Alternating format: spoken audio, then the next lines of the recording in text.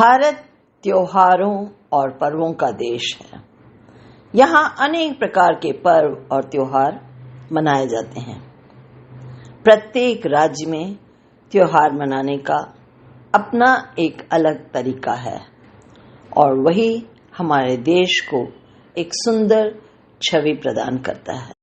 दक्षिण भारतीय ब्राह्मण रवि कृष्णन के आधार पर तमिलनाडु और आंध्र प्रदेश में अमावस्या के अंतिम श्राद्ध तर्पण के पश्चात शुभ समय देखकर 9 सीढ़ियों का एक मंच स्थापित किया जाता है। ये 9 सीढ़ियां अगले 9 दिन के त्योहार का प्रतीक होती हैं। इसे गोलू पड़ी कहते हैं। गोलू यानी कि मूर्तियां, पड़ी अर्थात सीढ़ियां। इस गोलू पड़ी के आसपास चावल के आटे का घोल बनाकर अल्पना बनाई जाती है। इस अल्पना की खासियत यह है कि गेरू मिट्टी के घोल से जो लाल रंग का होता है, अल्पना को सजाकर उभारा जाता है। इन 9 सीढ़ियों में, जिसे गोलू पड़ी कहते हैं, गुड्डे गुड़िया आदि सजाए जाते हैं। पुराना जमाना रहा हो या आज का आधुनिक काल, गुड्डे गुड़िया सजाने की एक विधि होती है। जैसे महिषासुर मर्दिनी पर थीम, नृत्य पर थीम, माँ दुर्गा के अनेक रूपों पर थीम। आजकल यही अंतर है कि ऑर्केस्ट्रा, थोड़े मॉडर्न, क्रिकेट, बास्केटबॉल, ये सब पर भी एक थीम बन गया है और उसे भी लोग लगाने लग गए हैं। गोलू पड़ी का इतना अट्रैक्शन होता है, या यूं कहें कि गोलू पड़ी सजाने में लोग इतना उत्सुक होते हैं कि जब भी वे बाहर जाते हैं तो वहां से गुड्डे गुड़िया या इसी तरह की सजावट की वस्तु खरीद कर जमा करते जाते हैं ताकि नवरात्रि के दिन उसे गोलू में सजा सकें।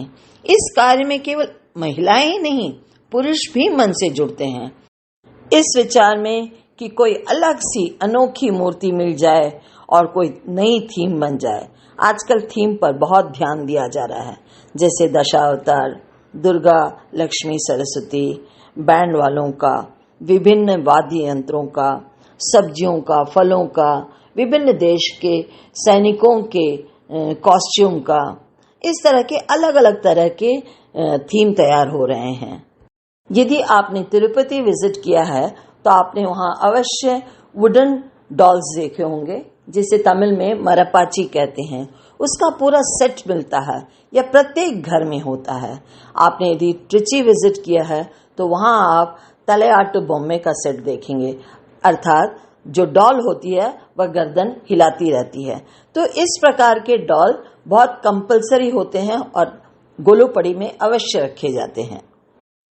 कलश स्थापना के प्रारंभ में जैसे सबसे ऊपर की सीढ़ी में बीच में एक स्थान खाली छोड़ी जाती है, जहां नवरात्रि के प्रथम दिन का कलश शुद्ध जल भरकर रखा जाता है।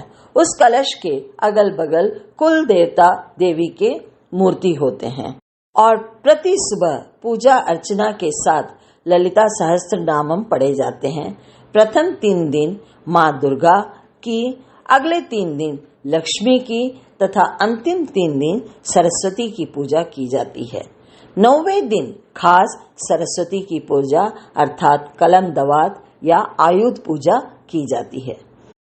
कलश को आम्रपत्र या आम्रपत्र के गुच्छे से सजाया जाता है। उस पर एक नारियल कुड़मी के सहित यानी कि नारियल के रेशे सहित रखी जाती है।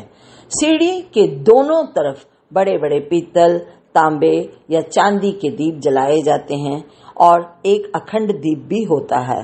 इन दीपों को फूलों से सजाया जाता है। प्रतिदिन अर्थात इन 9 दिनों में 2 बार अवश्य प्रसाद का भोग लगाया जाता है। सुबह और शाम दिया जलाने के समय भोग लगाना अत्यंत आवश्यक है। यहाँ साउथ इंडिया में गोलू के समय एक और नियम है। लोग खुद एक दूसरे के घर हल्दी कुमकुम देने जाते हैं और उन्हें शाम के समय या सुबह हल्दी कुमकुम लेने के लिए अपने घरों में भी बुलाते हैं।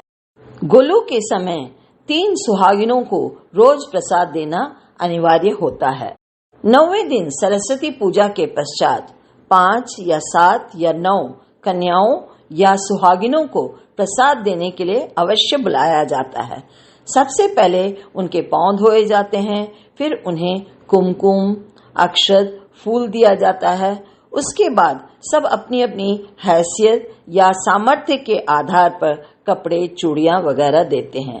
महालया अमावस्या के समय से प्राय हर घर में सात्विक भोजन ही बनता है, जिसमें प्याज और लहसुन नहीं होते हैं। रेडियो हिंदुस्तान के मेरे दोस्तों, साउथ इंडिया में नवरात्रि यानी कि गोलू किस प्रकार मनाया जाता है, ये जानकर आपको अवश्य अच्छा लगा होगा। अब अनुमति दें उमा प्रभाकरण को दुर्गा पूजा की ढेर सारी शुभकामनाएं। मित्रों, सब खुश रहें। जाते जाते इतना अवश्य कहूंगी कि पानी बचाएं, पानी बचाना सिखाएं, पेड़ लगाएं, पेड़ लगाना सिखाएं। नमस्कार।